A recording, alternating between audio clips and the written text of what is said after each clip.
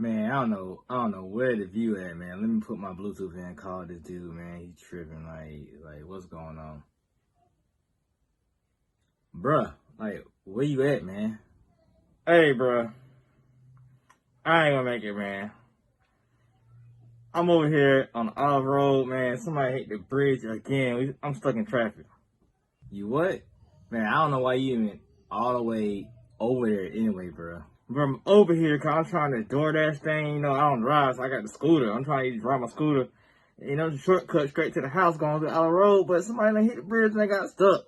You know somebody hit that bridge all the time, man. And we got local Augusta artist, producer, Joppa Da Great coming on the show, man. Come chill on the green box with us, talk about his viral hits, you know, he got going on this year. Bro, we might as well just change the show to chilling by the all road bridge, bro. Viral this thing be going on. But you stuck behind a bridge that somebody hit, man. Man, tell Josh my bad, man. Just hold it down for me again like you always do, man. Tell him my bad, man. I make it best as I can, but I try to make it the best as I can. But at this point, I don't know if that bridge going viral more than Joppa or not, bro. But you get here, bro. Get here, man. I hold show down like I always do. What's up, y'all? Welcome back to the hood. Welcome back to Chill on the Green Box with Specks, Thompson, and The View. And once again, my co-host, The View, man, he ain't here, but this time he said another truck then hit the all road bridge and he got stuck in traffic. So that's why he ain't here today. So yeah, man. But That traffic ain't no joke, boy. you already know. But hey, I got Joppa the Great here with us today. So you know, hey Joppa, man, thanks for coming on. Absolutely. Thanks for having me, my brother. It's been a long time coming. Yeah, right, that right. For the folks who don't know who you is, tell the folks a little about yourself. Short rundown. Like you said, I go by the name of Joppa Da Great. I'm a tourist. I like long walks on the beach. You know what I'm saying? I'm a rapper and producer. From Virginia originally, been in Augusta for a long time. Um, I'm a family man. I'm an entrepreneur. I'm a army reservist. I do a whole lot of things. I wear a lot of hats, but the hat that I'm most known for wearing is rapping and producing. Cool. That's a bet, man. And typically, you know, some of my guests they're not familiar with chilling on the green box or what is a green box, but I see you're very comfortable on the green box and know exactly what I'm Yeah, talking about. man. So I don't have to. Anybody who's steeped in the culture understands how important this green box is. Like before, when you coming up, before you could go have all of your diatribes in the barbershop and all that kind of stuff. When you was a kid, this was our barbershop. You know what I'm saying? Like this is where we came and had all our conversations about what you want to do when you grow up, or when you see a car roll past, play bingo, that's my car, all that kind of stuff. The green box was our place to get to whatever off. You know what I'm saying? So this holds a very near and dear spot in my heart anytime I see a green box. So I appreciate the whole concept of the podcast for the green box being the focal point. That's dope, man. And see, I don't have to even explain to the viewers, man, what it is because you just broke it down to us. Which leads into my next segment. Well, the first segment, you know, is called breaking it down. So, like you said, typically, you know, in the green box, you break stuff down, break down concepts, ideas you got with your homeboys or homegirls or whatever. And this segment, man, is a series of icebreaker questions that I came up with, just a couple. Now, Okay. go break your brain down so people get a good little taste of know who you are. So, you ready for that, man? I'm ready. Well, they know I like tropical smoothie. They can see that because I'm tearing this on up. But go ahead. Let's. All right. My first question. All right, hold on.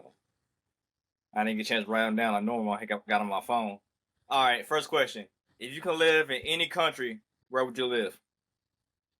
Man, my dream is to just have a passport and have a spot in a whole bunch of different countries. But if I could pick any country, it would probably be Japan because I'm a humongous Japanese car guy.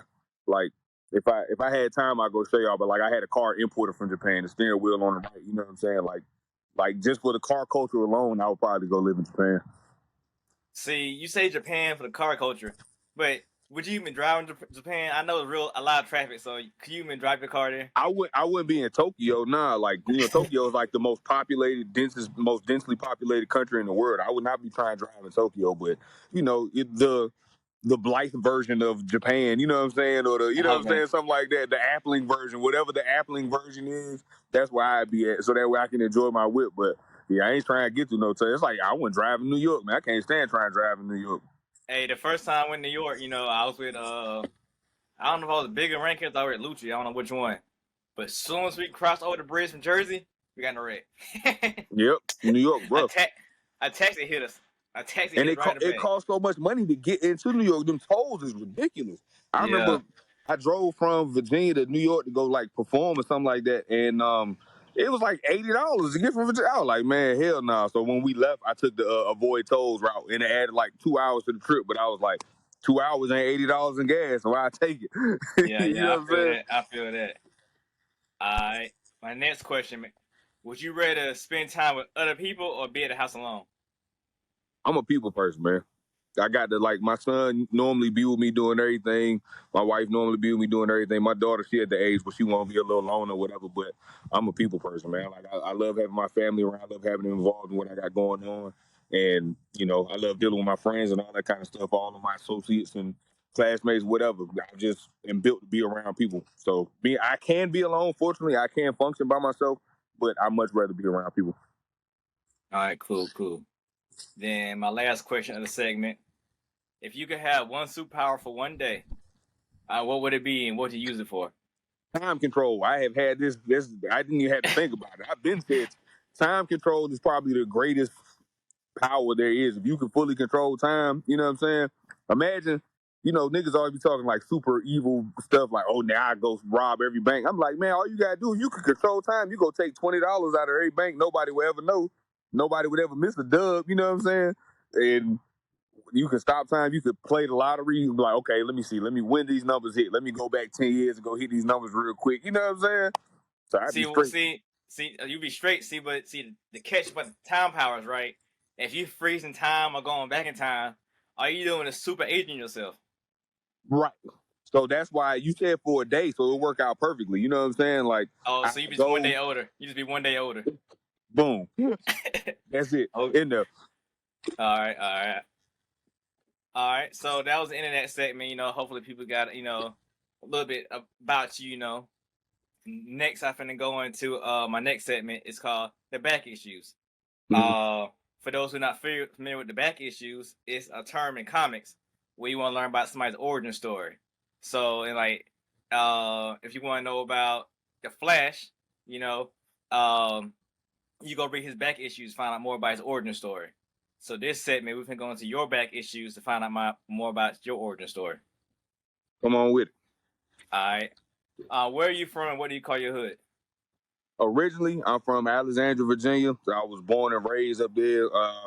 Grew up in Sequoia, and my hood was Seven Woods. Then I moved here permanently when I was 14, and then I somehow got ingested in the 23rd and became a hooligan. I don't even know how that happened because they just kind of accepted me and took me in, and then I became a gang member unintentionally. I don't know what happened. Here we are. But yeah. So like I said, born and raised in Alexandria, Virginia. So I was Seven Woods for life, and then like I said, got down here, was way out in life basically off Vanity Road. So all of Hepzibah, up the way, and now that's my other family, my extended family on both sides. So when I'm back home, I'm in Seven Woods. When I'm home, it's up the way stuff. So. Okay. And you said Alexandria. That's where Timbaland's from, right? No, so funny story. I'm gonna say that to you later. But nah, Timbaland is from like Virginia Beach. They from the 7 cities. So Virginia, for those who've like never been to Virginia is kind of like split in like 2 different states, believe it or not.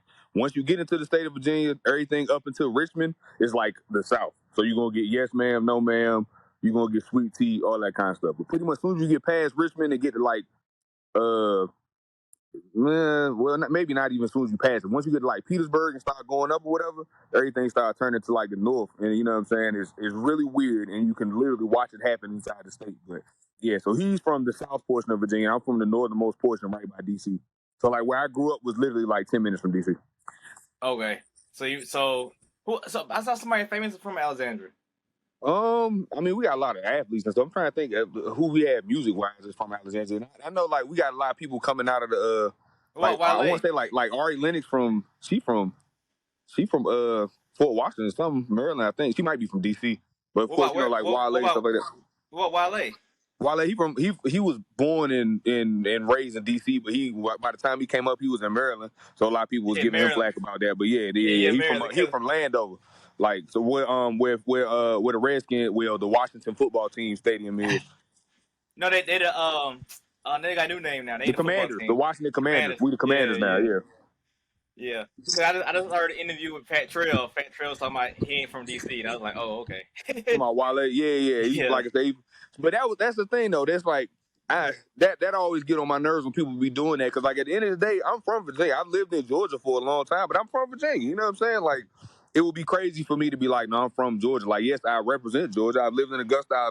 I've learned in Augusta. I've laughed in Augusta, but I was born and raised in Alexandria. So if you move somewhere when you're a teenager. Because if that's the case, I bet you Fat Trail wouldn't say that Tupac wasn't from the East Coast. Tupac moved to the West Coast when he was 17 and died when he was 24. That nigga from the East Coast. Like his first rap name was MCNY. Come on now. Yeah, makes sense. Yeah. But yeah, like I said, Alexandria, Northern, we know we say Nova, which is short for Northern Virginia. So that's where I'm from. Okay. Speaking of music, what was the first? What got you into music? What got you liking music? What like intrigued you to say, you know, I really like this? Artist, you know? My mother was a humongous music person, so, but she is, you know, older now. You know what I'm saying? Like my mother's 60 now, so when I was younger, she was into older music because of my whole family. So the Manhattans, right? The group from the 60s and 70s, Manhattans. The lead singer was Sonny Bivens. That's my grandmother's cousin. So I remember like, you know, being 3 and 4 years old and they on tour and stuff and they coming to the crib and all that kind of stuff. And my mother would always tell me, and grandmother would always tell me all these stories about, yeah, we was on tour with the Manhattans and with James Brown and blah, blah, blah, blah. So I come from a musical family anyways. And my mother being such a humongous music person, she can sing like nobody business. And she always made me have an appreciation for all different types of music. So coming up in the house, you know, you hear that cleaning music on Saturday or whatever, you know what I'm saying? Like I'm getting Aretha Franklin, I'm getting Patti LaBelle, I'm getting Roy Ayers, I'm getting, you know, the Temptations, I'm getting Herbie Hancock, I'm getting all that kind of stuff. So my music palette was so eclectic when I was young because of my mother that it was kind of inevitable that I just kind of branched off. And when I was, I'll say 5 or 6 years old, I ended up with a tape. You remember the little colorful tape players back in the day that you could like had a little microphone and you could do like little boombox stuff or whatever. I had one of them jumps and I got one of my aunties. My auntie had the Into the 36 Chambers Wu-Tang jump, and that was like my first. You know what I'm saying? It kind of ruined my life, and now here I am. All right. You know, rapping all these years later, but yeah, like I said, music has always been a big part of my life. That's cool. All right. What about comic books? Is it any kind of comic book related TV show or comic books that got you like that you read or you like got you? You know? Actually, I always liked DC stuff when I was a kid. You know, like it's popular to be just a Marvel fanboy now, but I used to like DC stuff. And there was this comic that a lot of people don't even know about, but his name was Ragman. And that was like, my mother was a big comic book person. So like she had boxes of them. So my father did too, but he never had them with him. He always told me about them. And then like when I was like 18, we go to my grandparents' house and he got this box chock full of comics, like first edition Supermans and all kind of stuff. But yeah, I had I ended up with a Ragman comic when we went. I forgot where we went. We went to some little store, little hole in the wall store, and I kept that. I still got it to this day. It's in storage, but I still got that note to this day. And I used to read the mess out of it. I ended up having a bunch of Ragman comics. So that's something I always said I wanted to like revisit it, like, you know, give us a story for the underdog, because you know most people know your Superman, Spider-Mans, your Batmans, you know what I'm saying, the big Marvel and the big DC, but they don't know there's hundreds of thousands of minor comic book folks out there. You know what I'm saying? So yeah, that's why people like James Gunn, because he's making all these superhero movies from superheroes that people don't know. That people don't know, yeah. And they're making money. Mm-hmm. Right, they eating. off of the Yeah. underdog. Yeah, so that's always dope. Yeah. Would you consider yourself a nerd? Yeah, I literally, so my son, he in the third, he going to the fourth grade now. And he, you know, he's going through that age where that's when the kids start getting a little more mean and all this kind of stuff. And he was like, Dad, they was calling me a nerd. I was like, man, ain't nothing wrong with me. I'm like, Daddy. I'm like, Junior, your daddy's a nerd. Ain't nothing wrong with being a nerd. I did good in school. Nobody can take that away from me. All my friends knew that Joppa is a nerd. But we respect it. I always had my respect from being myself. So I told him there's nothing wrong with being yourself. As long as you yourself and you comfortable in your own skin, you'll win in any situation you in. So be a nerd. I'm usually the person that people call like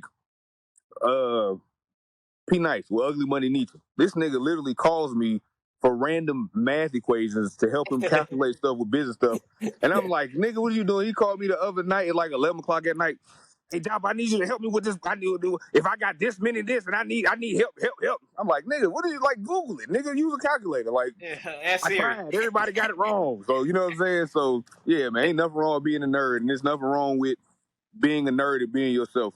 So All right, that's a bit. So you said your friends knew, you were a nerd. So when did you find out you were the nerd? When did you find out? when I found out I was the nerd, man, like I want to say, I was in like third grade, and we used to have these math competitions.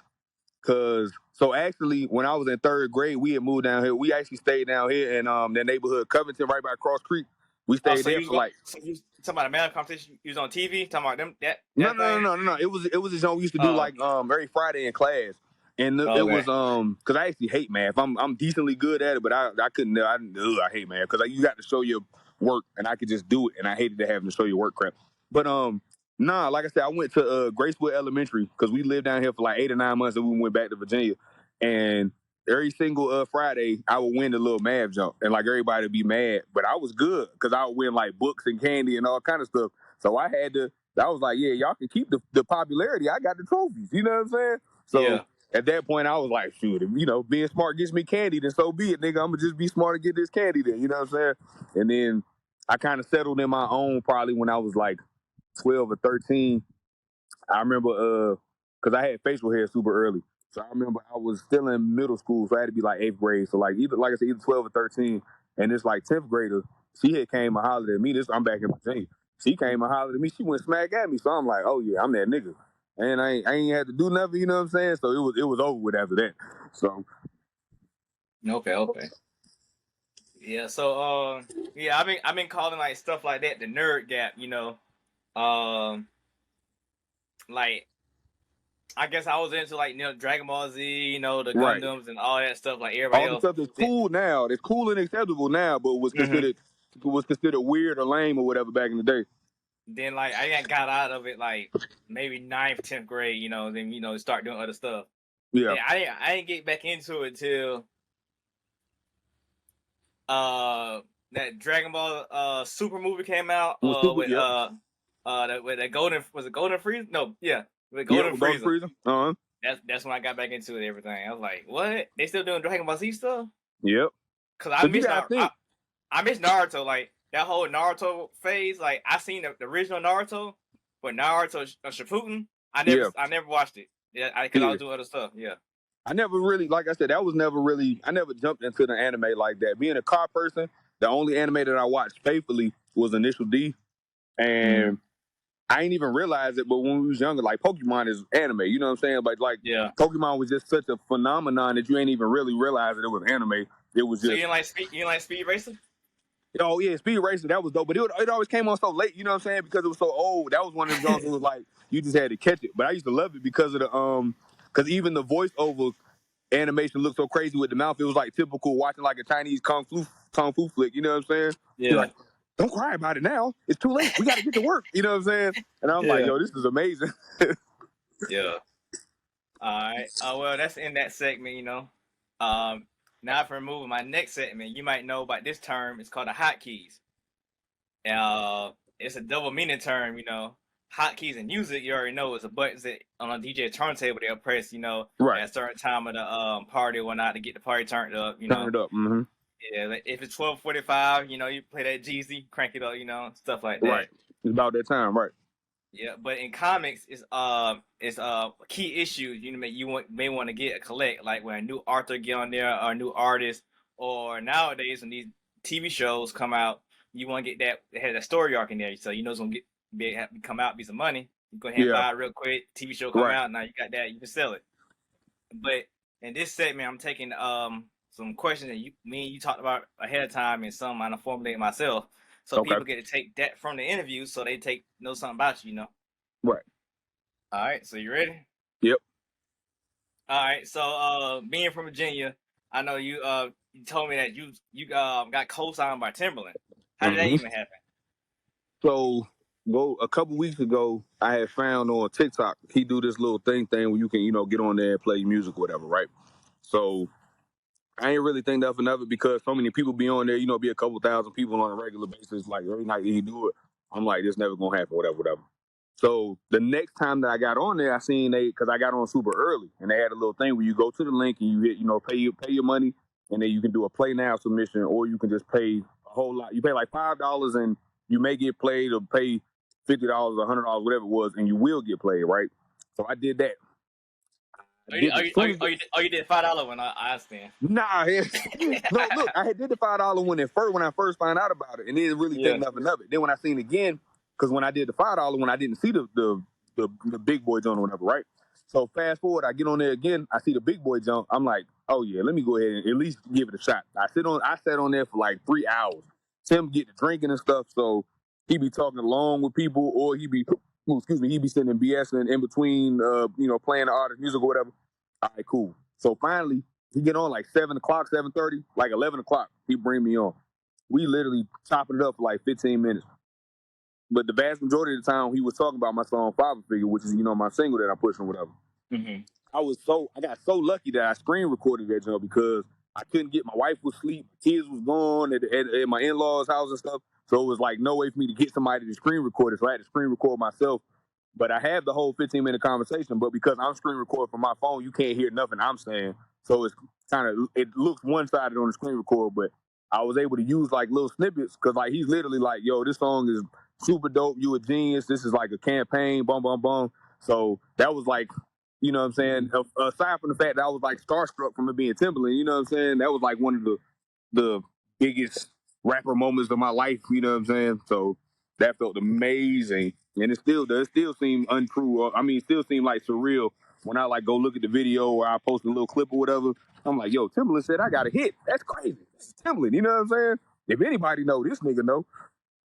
But you said on TikTok, right? Uh-huh. You might can go in your settings and get that live video, cause I know it saves live. So you was a part of the So if you was a part of the live, it might have your portion saved. I don't know. Okay, well, I'm gonna check, but like I said, I got the whole thing, but it's just you can't hear me because I'm screen recording myself, man. I got the whole 14 all my minutes lives, and 42 seconds. All my lives I done did on TikTok, they're It's saved. Okay, Yeah. I'm gonna have to go look. I'm gonna have to go look and see that though, because that'll be dope. I ain't even know that, but that would come in clutch. Yeah. Speaking of father figure, I know you dropped it, then after a while, I think probably a month or so, it just skyrocketed. You shot a video for it and all that, and you had the little swag going on, had people taking pictures of they dad bod or whatever. Monarchs, dad clothes, all that stuff. Yeah. Yeah. So how you come about doing that song and what made it go so viral? So initially, it's crazy. I made the beat for my homegirl. My homegirl, she from Virginia too. Shout out to Nia Prairie. She doing her thing. She, 2 million on Instagram, 2 million on TikTok. She doing her thing, and she's a beast. And I made the beat for her. I was in Virginia. We had linked up. I made some beats or whatever. She used a couple of them. I just happened to make this beat for her, and then she ended up not using it. And then so I just had it sitting in my phone or whatever, right? So one day, me and my wife went to Savannah, and when we was leaving from the beach, I stopped by this Walmart and I see the shirt says it's not a dad bod, it's a father figure. I'm like, oh yeah, that's clever. Woo. So literally, we get to driving. My wife in the passenger seat snoring and drooling and stuff, and while she knocked out, like a light bulb went off. It was like, ding! You need to use that to make a song. So I'm literally driving with my knees and then writing the song, which I don't encourage anybody to do. Keep your hands on the wheel, keep your eyes on the road. But this was divine intervention that God inspired. So I had to do it, you know what I'm saying? So literally I'm driving and writing the song, and I was like, oh yeah, this is fire. So I hadn't recorded in a while. I was actually like depressed and didn't even know it. Like I wasn't making music and I hadn't made anything. I hadn't made a beat in like 8 months. I hadn't recorded nothing like a year and some change. And I was down and out and didn't even really realize it. But I hit up J. Paul, Jazz Paul, Demigod, hit him up. I was like, Ace, I need to come drop this jump. Like I got a song I need to do. It's been a while, but I need to drop this jump. So I go record it, and as we're recording it, we both was like, yo, this is the one. You know what I'm saying? It was just kind of one of them things. So I end up my boy Avery, aka Pap, aka Snap One Media. He shot the video for me. We came. My homie Manny owned a gym, so I hit him up and I was like, "Yo, I got this video. I got the concept. I need a gym." He was like, "Oh yeah, I got you. Don't even worry about it." So he showed up. You know, he was in the video and everything. So he let us use the gym. We shot the video. I started dropping snippets, and I started dropping like the clothes, the monarchs and the jean shorts and the tucked in polos and all that kind of stuff. And then, if you remember, like it was crazy because like the internet went crazy about monarchs. Like after I started posting everything, it was like send these to your kids and be like, I'm finna get you these shoes or whatever. Yeah, and all that stuff happened after I started, posting the monarchs or whatever. So eventually, because everybody was like, yo, you got to get this on TikTok. I was like, man, I suck at TikTok. I don't even really know how to use it, but let me drop it. So I dropped one little piece of the video, did like 30,000 in like a day. Then I dropped another little piece of the video. It did like 6,000-7,000, you know what I'm saying, in a day. And then I dropped another one, and it just went bananas. Ended up doing like 700,000 right now. You know what I'm saying? And I don't know how or you know what I'm saying or what I did special, but it went. And I got to get better with posting on there because I know that's really all it takes. But I suck at posting on social media, let alone TikTok. And TikTok, that's really where it's at. But the song is going crazy. A bunch of it's crazy because the song is about being fat, but it's a bunch of dudes be using that joint in the gym. Like, it's like motivation to not be fat or to not have a dad bod anymore, whatever the case may be. But it's like it's turned into exercise music. Timbaland called it treadmill music. He said, boy, he started a new genre. This is that treadmill music. So, yeah, man, I'm going to drop a couple more in that vein, considering apparently I just started a new genre, according to Timbaland. So, yeah. So, some good things about that song that you can do, man. You can get those on some Spotify playlists and workout playlists, Right. That's what I need help with, getting them joints on a playlist, because it's crazy because people gravitate. I've had so many people hit me up and be like, yo, I found your song, on TikTok and woo. Crazy story. I started working on bass, right? The dude that's like, I'm trying to not get too far in the weeds, but he works for the government. I'm a contractor and he works for the government, right? So he's like the lead guy for the government for where I am. So he comes in, he was like, what's up, Job? What you do this weekend? I was like, I had to do some music stuff. Woo. He was like, oh, you rapping something? I'm like, yeah. I was like, yeah, I got this song that's actually going crazy right now called Father Figure, right? So he was like, wait, Father Figure? He was like, dad bod or something? I'm like, yeah. So he said, look, he was like, hold on. He pulled his phone out and go to his saved audio. He was like, nigga, this is you. I was like, man, what the hell? Yeah, that means... That's crazy. Yeah, man. Oh, yeah. But, playlist, man. And if you ever think about features, a good feature for that would be Trinidad, man. He called himself Dad. Yeah. So, father, it'll blend in. So, and I think we're gonna have to talk on the back line. I know you got the plug, man. I know you the plug, so you're gonna have to put me in the right direction with the playlist and with Trinidad James. Yeah, cause I think he might reemerge though, cause he's been doing artist. I forgot the word he used, but he the one got the art direction for Sexy Red right now. Oh, okay. So he's doing like artist creation and development or whatever, like for like direction and development or whatever. Yeah. So I don't know who else he did because I haven't keeping up like that, but like I seen him pushing her head, like, dang, why he on her dick so hard? Then like, okay. Then her album got announced or something, and he dropped like all the promotional stuff he got for like the shirts, the hats, all that stuff. I'm like, oh, okay, that's what. Yeah, he's smart. He's a smart dude. So get that quick bag. Right, that type. Yeah. All right. I know you. When I first met you and whatnot, you was in a group called a committee. Yeah. Yep. Was that your first step into rapping, or did y'all come together individually before? Y'all rapping before originally, then came together? No, so that literally was everybody just kind of came together like Voltron, like the Power Rangers. Like nobody was really had a solo career. We all just rapped. You know what I'm saying? Like I said, when I moved down, Moses, my cousin, you know what I'm saying, Zay, my cousin. So it was like, all right, cool. I got family members here. Let's, we sit around freestyling all the time. Oh, Joppa, go ahead and cook up some beats. So we just always rapping, whatever. And then one day, even preceding that, when I first got to Augusta, I first got to Blythe, because I went in Augusta, I was deep in Hillsborough, in the corner of Hillsborough. But when I first got down here, my homie DJ Royalty and Mikey, we ended up doing a song called "We Do It All," which I think I'm gonna release it one day, because it's like classic 2005, 2004, 2005 Soulja Boy dance music. It's crazy, and it was just I literally we came up with the hook, and it combined all the dances that was popular at the time. It's like, we lean and rock, we do the hop, we do the pool palace, and we do the job. We show the lean out on the dance floor. You might go viral again, because Dreski just dropped that video. Right, exactly. That's what I was saying. I was like, man, I might need to drop that joke. Which, I got a cosign from Dreski too. But anyway, we talk about that. We talk about that. Yeah. So, anyways, we ended up recording that song or whatever, and it got very positive feedback. You know what I'm saying? Because at the time, that's was hot in the streets. So I had made the beat, and the joke was fire. Then nothing really came of it, because we wasn't, we was young and we didn't have any music people around us to help us in the right direction, whatever. So then, like I said, with Mr. Incredible, Mojo, Toro Squeeze, T. Hannah, we all ended up forming the committee, and then we dropped our first mixtape, Committed, and it was doing this thing too. But the only thing was, like, me and Mr. Incredible, aka Cordell, like, we were the only ones that was footing the bill for everybody. You know what I'm saying? So it just became I love y'all, but I'm not gonna continue to be being serious and putting out money if everybody else, if we're not evenly yoked. So that was kind of the end of that. And then after that, I started dropping my own stuff. Okay. So yeah, that was back in the day.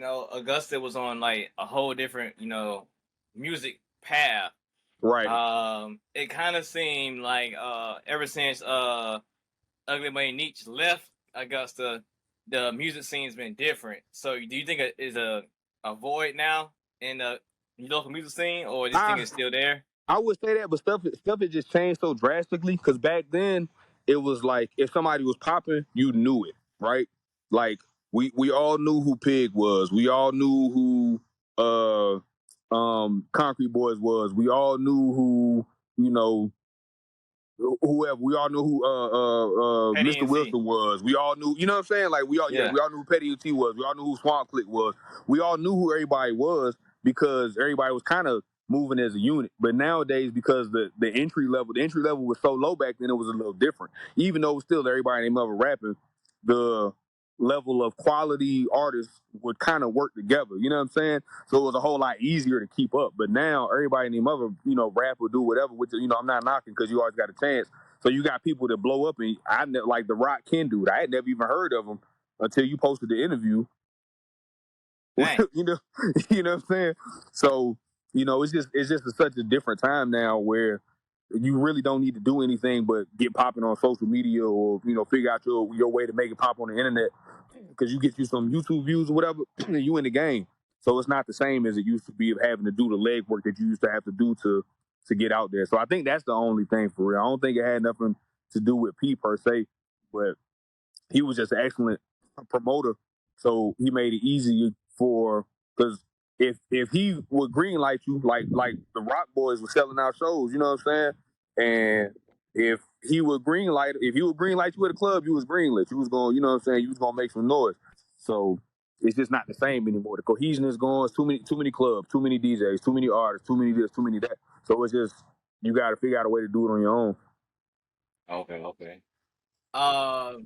Like you said, you got a Dreski cosign. I seen you going to his little stage. He does.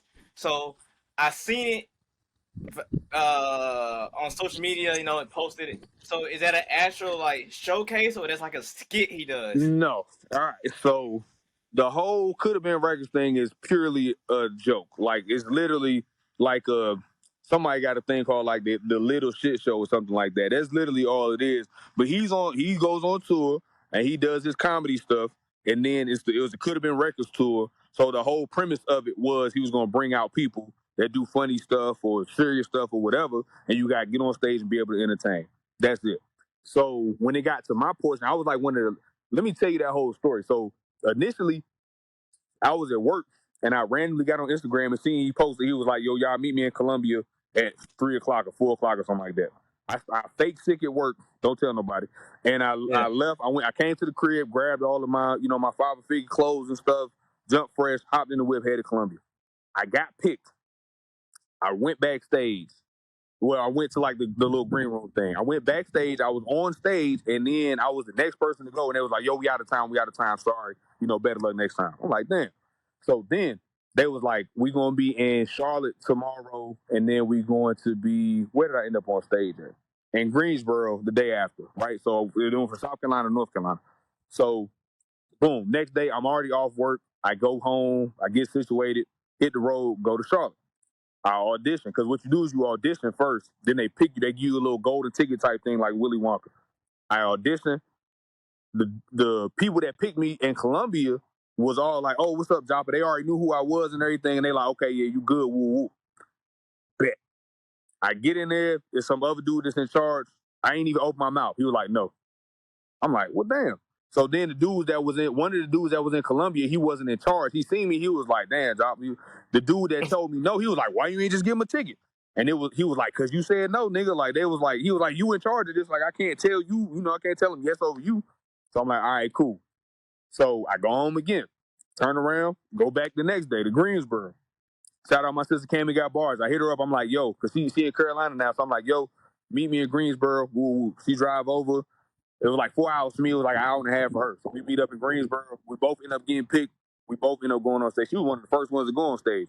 So after she went, I wasn't able to record her performance. But after you go, if you want to stay for the show, you get like a free spot because you was on stage. So she go up to the little section, whatever, and then she record me doing my thing on stage. So that was just kind of how I went or whatever. And then like, because father figures catchy and all that kind of stuff, like nobody else was up there was like other than Cammy, I didn't see hers. Nobody else was really like serious, like high level performer or rapper or singer or whatever. You know what I'm saying? So they get up there, they get nervous. I'm up there. I'm like, "Nigga, it's go time." Being in front of the crowd don't bother me. So I get everybody to clap with me, start rapping the joint or whatever. And then Dreski was like, "Man, that shit low key a hit." You know what I'm saying? So I was like, "All right, bet." Yeah, that's what's up. That's what's up. So yeah, and what do you think about the state of hip hop right now? Everything's drill music or something, but you got Positive Song that went viral. So like, what do you think is the state of hip hop right now? I think whether or not people want to admit it, hip hop is the same hip hop that has always been. Even though the content has changed drastically, hip hop is hip hop.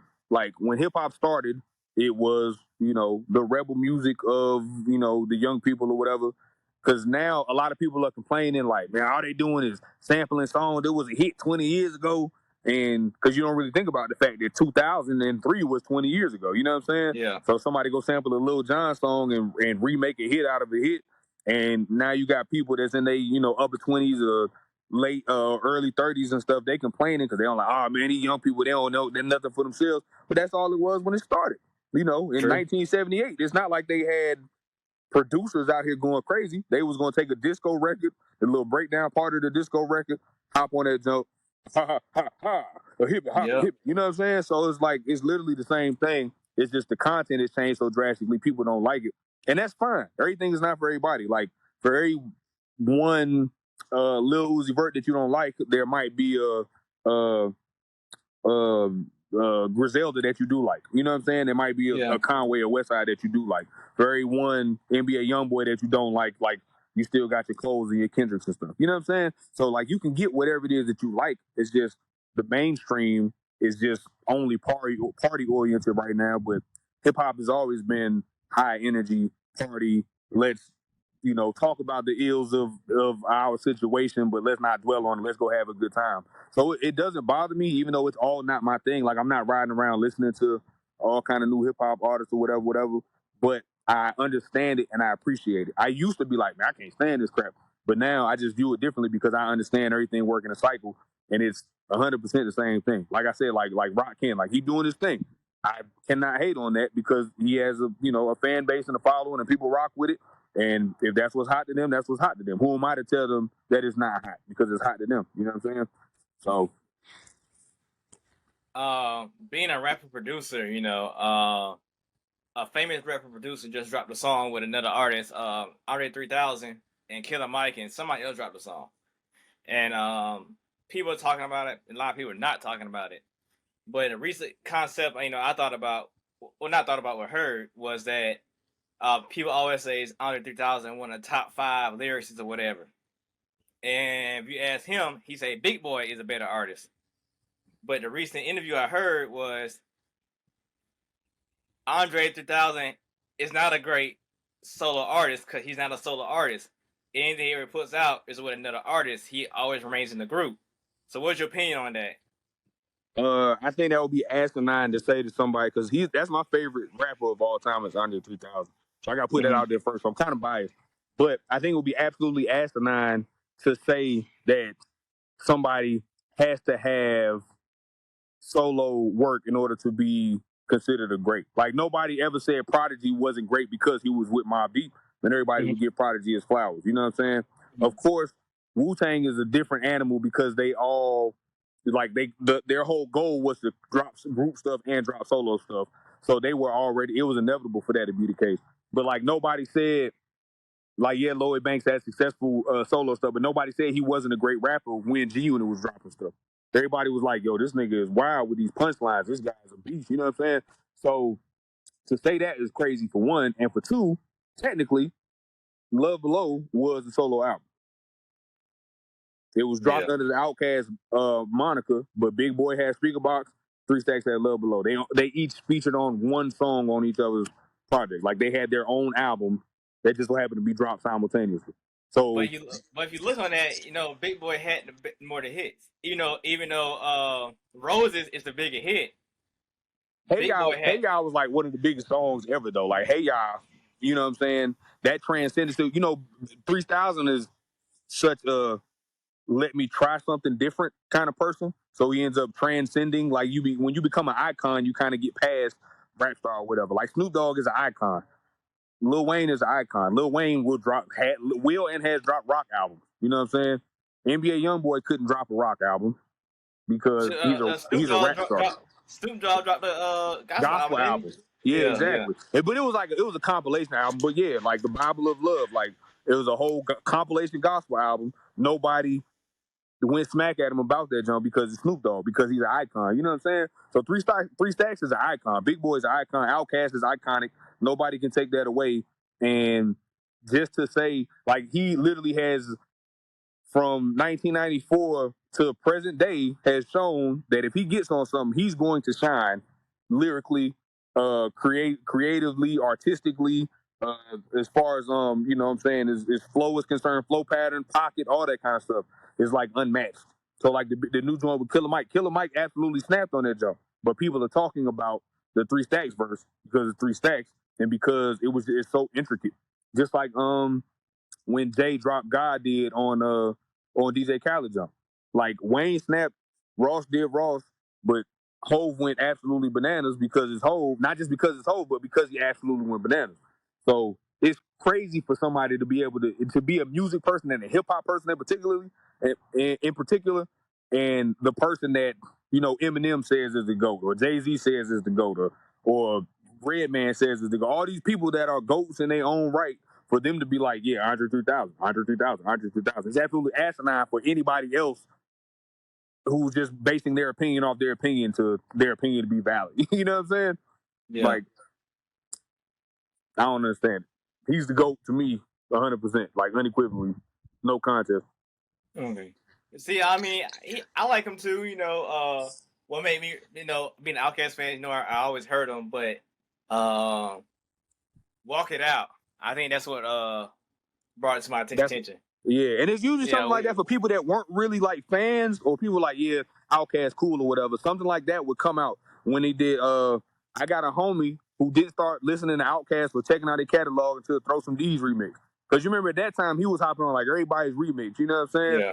So when he did that, ain't a hood nigga, but a nigga from the hood with, see, mama stayed on him, so I turned out pretty good with, and he was like, man, it be a fire. I was like, yes, genius. I've been telling you this for years. So then he went back. So it was the same thing with Walk It Out. Yeah, but see, since Andre said that, Big Boy always pushed him on song, that's why it came out the way it did. Yeah. I went back and listened to some early Outkast or early Goody Mob. Yeah, early Goody Mob, Outkast. okay, everything, the whole Dungeon family.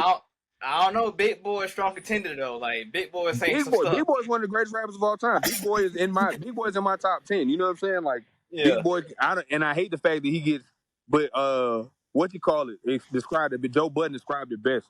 He was like, Big Boy is one of the greatest rappers ever. That just so happened to get stuck in a group with the greatest rapper ever.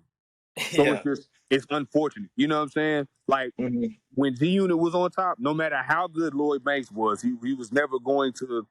You was gonna listen to the song for the 50 verse. No matter how good Buck was, you was gonna listen for the 50 verse. When you get clumped under an umbrella like that, like Dipset, no matter how good Jewels was, you was gonna listen for the Cam verse. No matter how good Jim was, you was gonna listen for the Cam verse. It was that kind of thing. So just like Migos, Exactly. You know what I'm saying? So it's like if you like everybody was like Offset was the best. Takeoff was the best. You know what I'm saying? Everybody was like, nah, I'm listening for it. Boy, Takeoff snap, Takeoff woo woo. So it was like I'm gonna listen to. I'm not a humongous Migos fan, but I'm gonna check this out because I like Takeoff. You know what I'm saying? So yeah, Big Boy just got stuck, but that didn't stop him because Big Boy is absolutely amazing on features and everything. You know what I'm saying? Yeah. So I never understood the Outkast hate. Yeah. But that's crazy though. But you got any other plans for that Father Figure single? Besides putting it out more on social media? Just keep pushing it, yeah, man. Like it's one of them things. Most people, especially rappers nowadays, because people's attention span is so short, especially artists, they give up on the songs too fast. Like taking it back to the old school, like Clips. I remember watching the interview because being from Virginia, I'm a humongous Clips fan. So Pusha T, they always be talking about who listen to Pusha T. Me, I'm keeping that nigga in business. But like he was like, we had to push grinding for 2 years. You know what I'm saying? It come with the territory. If it's a hit and if it transcends, like when grinding came out, it didn't sound like anything that was out. It didn't sound like a Lil Jon record or a Jay-Z record or whoever else was popping in 2001, 2002. It didn't sound like none of that stuff. So because of that, even though it was Neptune's produced, it didn't even sound like the typical Neptune stuff. So when that joint came out, it was like, yo, this is groundbreaking and revolutionary. Even though they recorded the song in 2000 and then jumped to 2002. So I just gonna have to continue to push it until it gets to the right hands or until it, catch like wildfire, which is showing signs of doing that. You know what I'm saying? When you got legends and greats telling you that it's great, telling you that you're great, telling you that you're a genius, I know I'm doing something right. So it's just one of the things I just can't give up on. I gotta keep pushing until I break through. Cool. Well, that's the end of that segment. I time to go to my last segment, which is digging in the crates, which is a double meaning term. In music, you dig in the crates for that vinyl or that CD, that classic stuff. The Manhattans. You're trying to find that album. To put it on the wall or listen to. In comics as well, you go into the crates to get that book. You reading that old rag man book. You trying to find that or whatever. So in this segment, I was going to go back, and find something that we talked about, and just put a little spin on to it, so people can take that last little segment with them for this interview. And I'm gonna go back and say, like, if you can go back in time, right, and place your artistic style or whatever in an era, what era would you go back to that you think you can thrive in? If I came out in the mid '90s, I would probably have went diamond. You know what I'm saying?